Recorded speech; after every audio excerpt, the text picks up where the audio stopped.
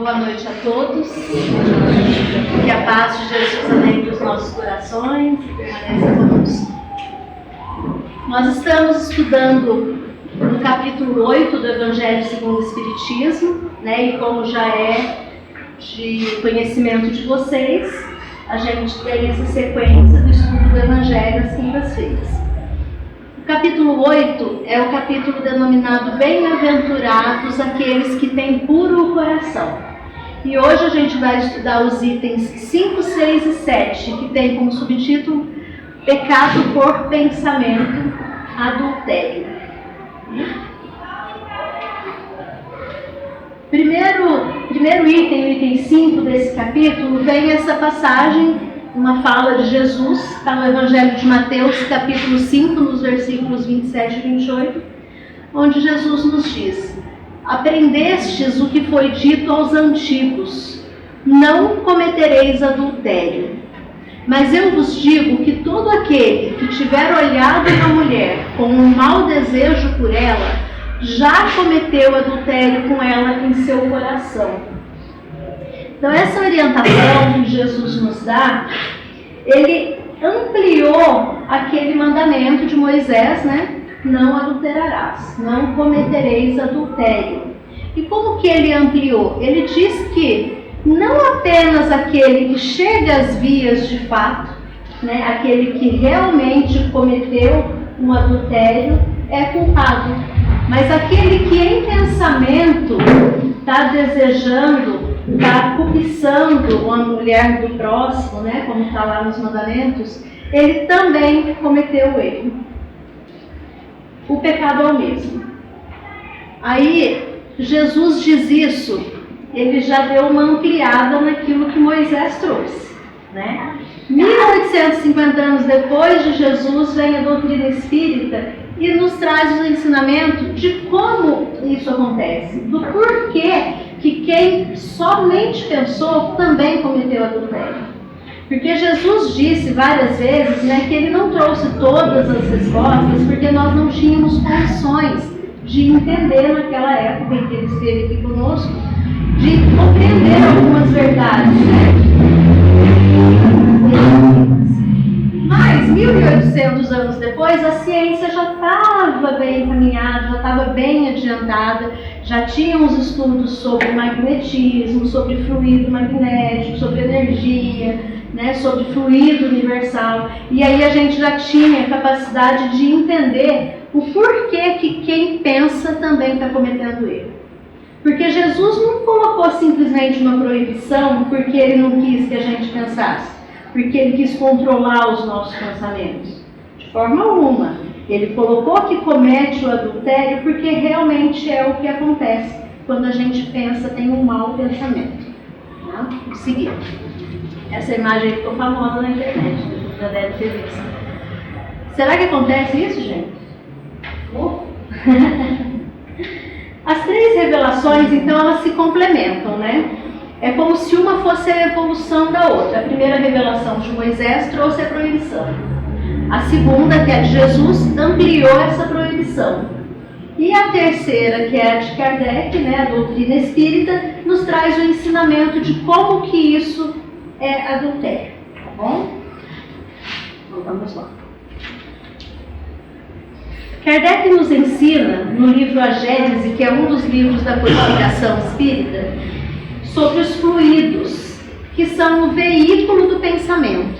Então nós somos cercados por esses fluidos, e ele funciona como o ar é para o som, né? O ar é o veículo do som. Então a gente fala aqui e o ar leva o som para diversas direções. O mesmo acontece com o pensamento, que tem esses fluidos como veículo, que vai transportar para onde a gente direciona esse pensamento. Eu posso estar pensando com uma pessoa que está lá no Japão, ela vai sentir. Esse fluido é capaz de levar até ela. Vamos seguir aqui. Aqui é uma fala de Leon Denis, que foi um dos continuadores, né, de Kardec, no livro que é muito famoso, muito bom esse livro da gente estudar, que chama O Problema do Ser, do Destino e da Dor. Ele tem um capítulo que fala sobre pensamento. e ele diz o seguinte: o pensamento é criador, não atua somente em torno de nós, influenciando nossos semelhantes para o bem ou para o mal. Atua principalmente em nós, gera nossas palavras, nossas ações, e com ele construímos dia a dia o edifício grandioso ou miserável de nossa vida presente e futura. Então, gente, toda vez que a gente emite um pensamento, seja ele bom ou mal, ele está construindo alguma coisa. Para quem está ao nosso redor, para aquele que a gente direcionou o pensamento, mas principalmente para nós mesmos. Kardec, no item 7 desse capítulo que a gente está estudando, ele questiona o seguinte: sofrem-se as consequências de um pensamento mau não seguido de efeito? Ou seja, só pensou, aquilo não aconteceu de fato, mas a gente sofre as consequências daquilo, né? Não só sofre aquele para quem nós direcionamos, como também nós, né? Porque a gente fica naquela mesma sintonia do pensamento. Então a gente sofre negativamente se é um pensamento ruim, e aquilo nos ajuda positivamente se é algo do bem, se é algo elevado. Tá? Mas ele continua aqui nesse questionamento dizendo que a gente precisa fazer uma distinção aqui, porque todo mau pensamento ele resulta de uma imperfeição da alma. Todos nós somos imperfeitos, né? Ainda somos imperfeitos. Mas mesmo esse mau pensamento pode servir de adiantamento para o espírito, porque se ele o repele com energia, é indício de que está se melhorando, está buscando evoluir. E lá no Livro dos Espíritos, quando Kardec pergunta aquela questão do verdadeiro espírita, né? Como a gente pode considerar um verdadeiro espírita? Os espíritos respondem que é aquele que faz esforço em domar as suas más tendências. Então a gente vai ter o pensamento ruim porque a gente ainda traz resquícios de muitos erros do passado, porque a gente ainda é um espírito em desenvolvimento, em melhorias, a gente ainda tem muito erro, muita negatividade em nós. Mas cada vez que a gente tem esse pensamento, se a gente o repele, é sinal que a gente está se adiantando.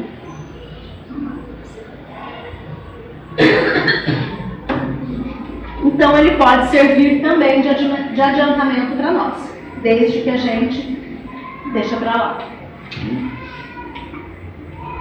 Aqui Haroldo Dutra Dias disse em uma das palestras dele, eu copiei aqui para a gente: o pensamento é um tipo de fluido, de energia que repele e atrai tudo aquilo que está em sintonia com ele. E o que dá o tom de influência do pensamento é o conteúdo emocional dele, não o intelectual. Então, o que ele está dizendo aqui? O pensamento, ele vai repelir ou atrair o que está em sintonia com ele, né? É que nem um sinal de rádio. A gente liga o rádio e chega naquela estação que a gente quer ouvir porque a gente coloca na sintonia correta. Senão a gente ligaria o aparelho e ia ser aquela confusão de sons, né? Então, se alguém tem um mau pensamento a meu respeito e eu estou naquela sintonia ruim também, aquilo vai me atingir. Mas se eu estou numa sintonia boa, pode até sentir um mal-estarzinho na hora, mas vai passar. Não pega, não dá, não fica na mesma sintonia, né? Se eu pensar aqui que lá na virada do ano 2000, né, na virada do milênio, eu estava lá toda feliz comemorando com uma roupa linda, nova, e alguém vem com uma taça de vinho, derruba na minha roupa, estraga a minha noite. E se eu lembrar disso, nossa, isso aconteceu no ano 2000, que ódio daquela pessoa, estragou minha roupa, dá para sentir a energia ruim, né? E às vezes essa pessoa está lá no trabalho dela, 19 anos depois, nem lembra que eu existo, está bem, de repente, nossa, um mal-estar, de repente, um sonzeiro, um jogo. Se ela tiver num dia ruim, essa energia que eu mandei para ela vai acabar de estragar o dia.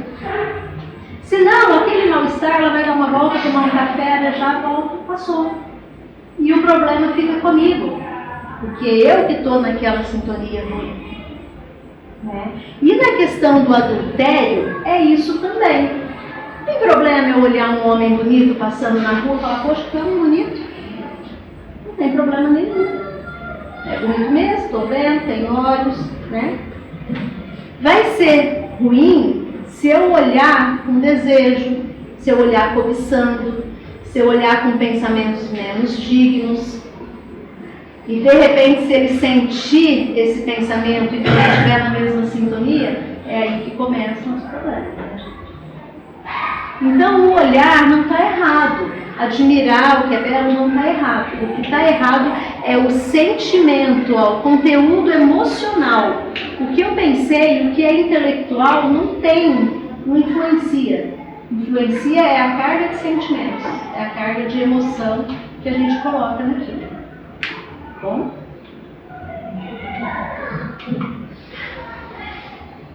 Uma cena dessa não começa do nada, né? Primeiro alguém pensou, aí o outro recebeu aquele pensamento ruim, sentiu aquela energia ruim, né?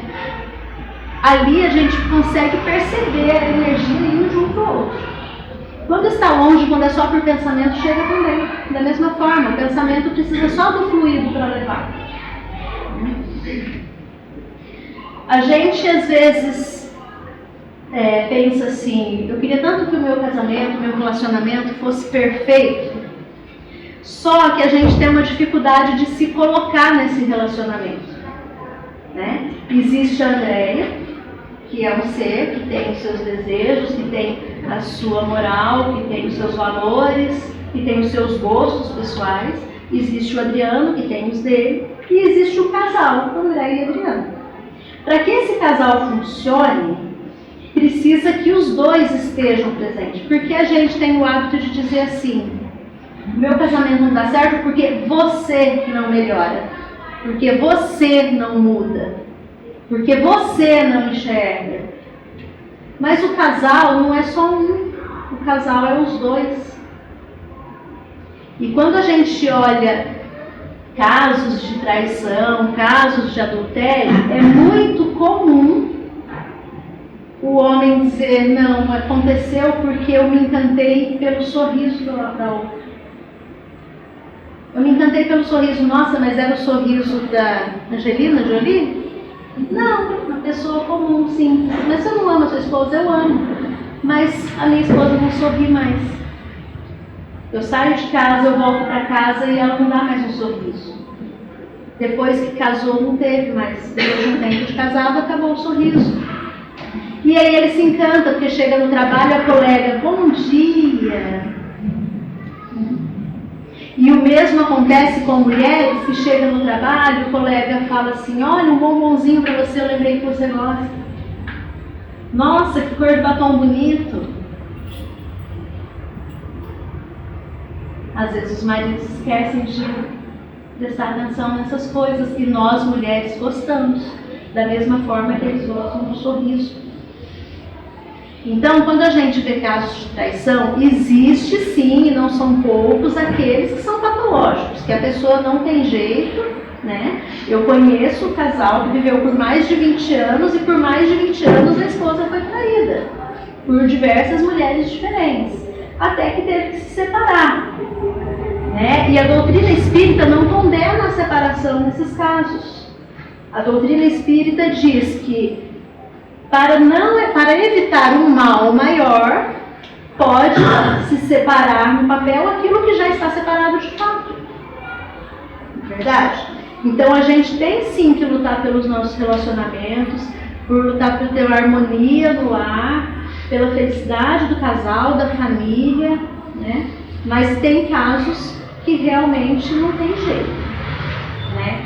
Mas a maioria dos casos tem jeito, né? A maioria às vezes só precisa do perdão. E a gente tem essa dificuldade de perdoar porque é o outro que fez conosco, né?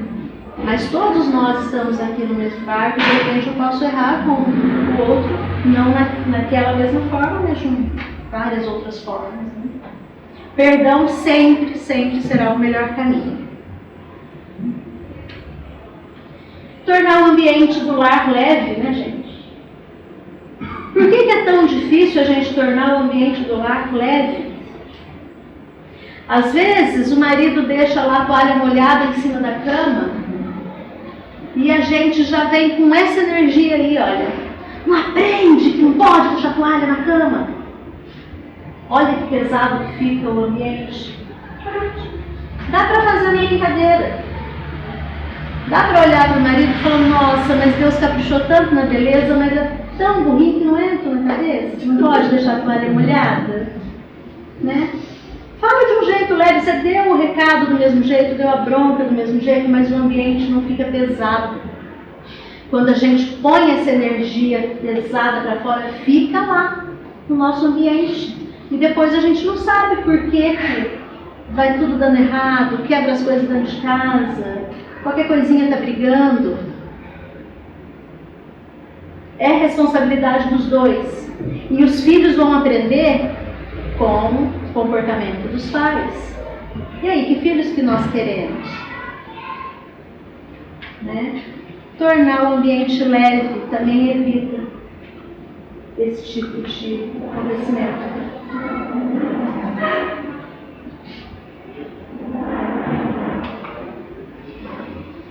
Orar e vigiar. E a gente não se cansa de falar, né? Porque a doutrina espírita também não cansa de nos avisar sobre isso. A oração tem que ser diária, tem que haver no lar, tem que ser algo constante na nossa vida. Mas a gente precisa vigiar. A gente deixa a porta de casa aberta para qualquer um que chegar poder entrar? Quem faz isso? Só minha mãe lá em Pouso Alegre, cada vez que eu vou lá é uma briga, que eu vou entrando, tá lá fundo da aberta. Ninguém faz isso, né? Então por que a gente vai deixar a porta da nossa mente aberta para qualquer pensamento ruim entrar e tomar conta? O vigiar é isso. É a gente falar, opa, estou com um pensamento ruim aqui. Esse pensamento não é meu. Volta de onde veio, né? E a gente vai conseguir isso se a gente estiver atenta. Agora, se eu estiver lá trabalhando, mexendo no celular, distraída, o pensamento vem, vai tomando conta, você vai dando espaço. Né? Quando vê as coisas começam a dar errado, e você fala, nossa, as coisas dão errado na minha vida, eu não fiz nada para que isso acontecesse. Você não fez nada mesmo, você não vigiou.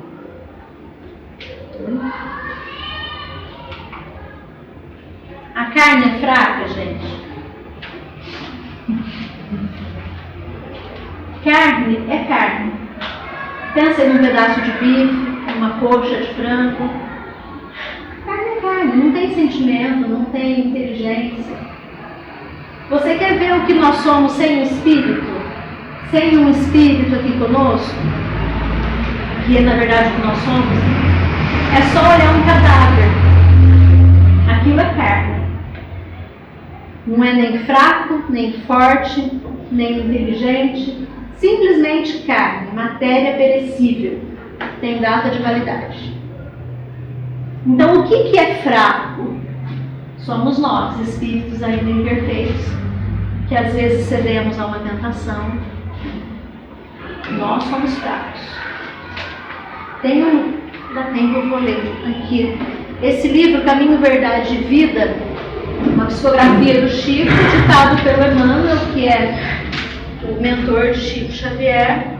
E ele tem um textinho aqui que fala exatamente disso, chama Que é a Carne? Tem uma passagem da Bíblia, ditada por Paulo de Tarso, que diz o seguinte: se vivemos em espírito, andemos também em espírito. Paulo.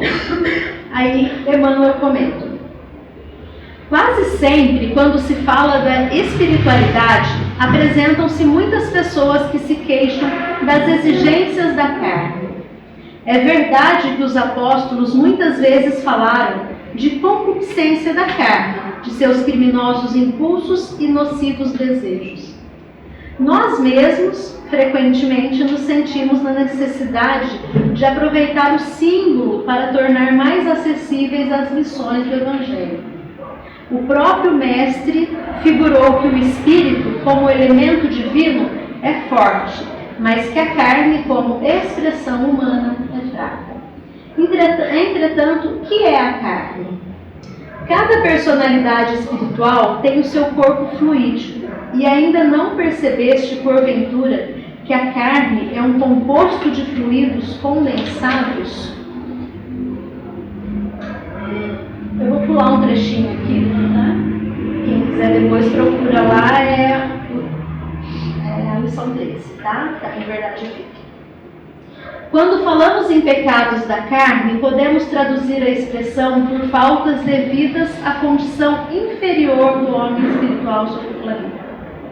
Os desejos alvitantes, os impulsos deprimentes, a ingratidão, a má-fé, o traço do traidor, nunca foram da carne. É preciso se instale no homem a compreensão de sua necessidade de autodomínio, acordando-lhe as faculdades de disciplinador e renovador de si mesmo em Jesus Cristo. Um dos maiores absurdos de alguns discípulos é atribuir ao conjunto de células passivas que servem ao homem a paternidade dos crimes e desvios da terra, quando sabemos que tudo procede do Espírito.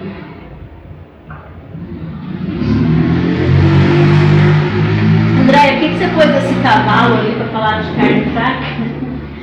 É que tem uma historinha que é muito contada no budismo e que acho que tem tudo a ver.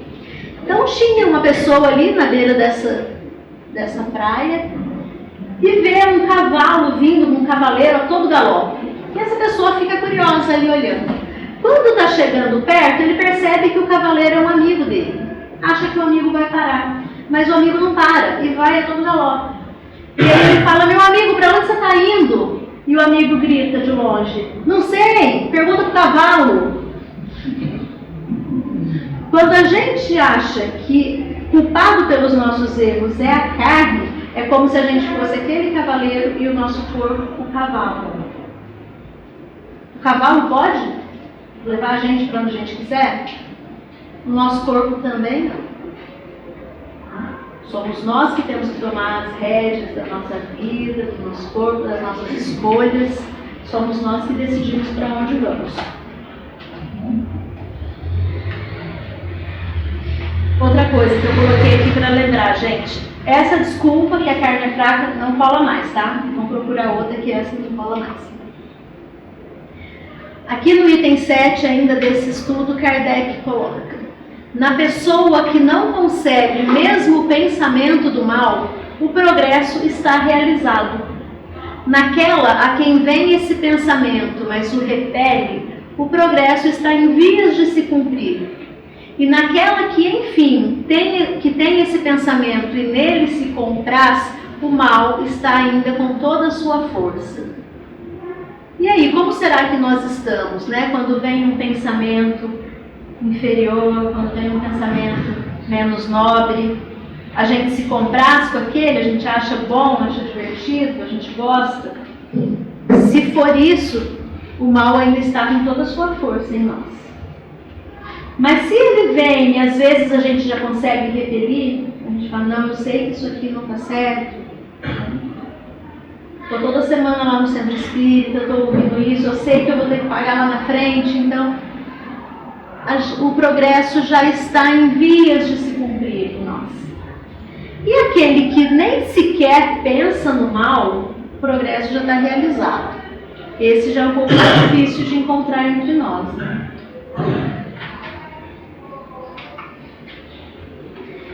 Então ele continua: numa o trabalho está feito, na outra está por fazer. E Deus, que é justo, considera todas essas diferenças na responsabilidade dos atos e dos pensamentos do homem. E aí a gente pensa: que legal, né? Deus é justo, então ele vai considerar essas diferenças, ele vai considerar o meu estágio evolutivo, né? Então eu não vou ser julgada da mesma forma que o outro, né, que está mais atrasado que eu. Mas isso aqui é para a gente parar e lembrar daquela fala de Jesus: a quem muito foi dado, muito será cobrado. Se a gente está aqui toda semana, se a gente já tem um conhecimento da doutrina, se a gente procura estudar um pouquinho, a nossa responsabilidade é maior. E nós já temos o conhecimento. Né? Então, estar em vias de se cumprir em nós o progresso é obrigação. Quando vier um pensamento ruim, a gente tem a obrigação de repelir, porque a gente já tem o conhecimento. Deixa eu não ter mais aqui. Ora et labora. Isso é uma regra de São Bento, né? Ora e labora. Ora e trabalha. Não adianta só a gente orar e vigiar os pensamentos. São Bento, agora não tenho aqui comigo quando foi, que século que foi, que criou a Ordem de São Bento e criou as regras no monastério dele. E essas regras são seguidas até hoje, não só dentro dos conventos, dos monastérios da Ordem de São Bento, mas também dentro de grandes empresas que usam as regras dele. Né? Porque São Bento percebeu que os monges de todos os conventos passavam o dia contemplando, orando o dia todo, mas só em contemplação, não trabalhavam. E ele quis que na ordem dele fosse diferente. Nós vamos servir a Deus através do trabalho. O dia todo em contemplação, mas o corpo trabalhando. E tem uma série de regras que são seguidas, e é muito interessante a gente estudar essas regras de São Pedro. E aí eu trouxe ela porque quando a gente fala de adultério, quando a gente fala de pensamento, sabe quando fica aquelas coisinhas, né, pulguinha atrás da orelha? E aí a mãe da gente falava assim, cabeça vazia, oficina do diabo. É isso mesmo. Cabeça vazia é a oficina do diabo. Porque a gente vai ficar ali pensando um monte de besteira, vai receber pensamentos negativos nele e a gente está com a cabeça vazia e fica lá, será que é isso mesmo? Será que não é? E já começa a fantasiar um monte de coisa. E aí as coisas desandam. Então, gente, orar e vigiar e orar e trabalhar. Não importa que tipo de trabalho, não importa se você é um executivo, sai de casa, se você fica batendo bolo, cuidando da hortinha, não importa. O importante é manter a cabeça ocupada e o pensamento em Deus. Eu achei na internet um senhor falando esse versinho, achei bonitinho e trouxe para vocês. Eu não sei a fonte, tá? Não sei quem foi que escreveu, quem foi que falou. Eu vi um senhor recitando e dizendo que ele conhecia, então também não era dele. Né? Então, como essa palestra vai estar na internet, no YouTube, se tiver algum internauta aí que souber a fonte, pode colocar nos comentários aí pra gente, ajuda pra gente poder dar os créditos. Tá? Então vamos lá. Senhor, eu sou uma dupla assim, um anjo montando guarda à fera que existe em mim. É como se nós fôssemos aqueles dois ali, ó, o capetinho e o anjinho. Quando fala cabeça vazia, oficina do diabo, quem é o diabinho que está lá dentro? Não é ninguém que vem de fora, não. Somos nós mesmos.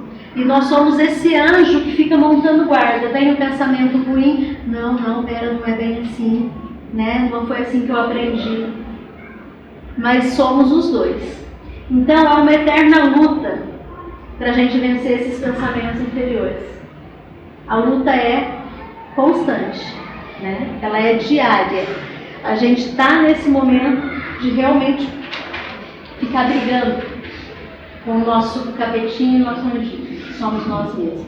Paulo de Tarso, ele chegou a dizer isso para a gente, né? Deixou registrado. Ele disse: o bem que eu quero fazer, eu não faço. E o mal que eu não quero fazer, esse sim eu faço. E ele não se conformava com aquilo, porque ele já sabia o que ele tinha que fazer de bom. Mas às vezes o lado dele, negativo, né, dava aquela escorregada, ele ia lá e fazia o mal. E ele ficava nessa luta constante, né, reclamando disso. Ele queria fazer o bem e às vezes acabava fazendo o mal. Só que ele não parou de lutar. Ele não parou de vigiar, ele não parou de buscar essa melhoria, né? E ele chegou a falar no final da encarnação dele que ele havia combatido o bom combate. E é isso mesmo, é um combate, e é diário. E no finalzinho da existência dele, ele já vencido esse combate, ele diz: já não sou eu quem vivo, mas o Cristo que vive em mim. Ele conseguiu. E eu creio que cada um de nós também Pode conseguir. Né? Se eu esqueci de nada. Isso mesmo. Então, gente, para encerrar, eu queria que a gente levasse para casa essa reflexão, né? Para a gente fazer uma análise pessoal. Como que eu estou, através dos meus pensamentos, influenciando o mundo ao meu redor? E quando eu coloco o mundo ali, eu falo da nossa casa, é da nossa vizinhança, é do nosso trabalho, dos nossos colegas, é da família, é da sogra. Que tipo de pensamento eu estou emitindo para as pessoas que convivem comigo, para aquelas que passaram pela minha vida e que já se foram? Que tipo de pensamento eu estou enviando? Né? Lembrando que tudo aquilo que vai, volta, né? Bate e volta, na mesma intensidade. Então, que tipo de influência eu quero para a minha vida? Né? Então, fica essa reflexão para a gente. Eu espero que tenha ajudado. Que Jesus nos abençoe.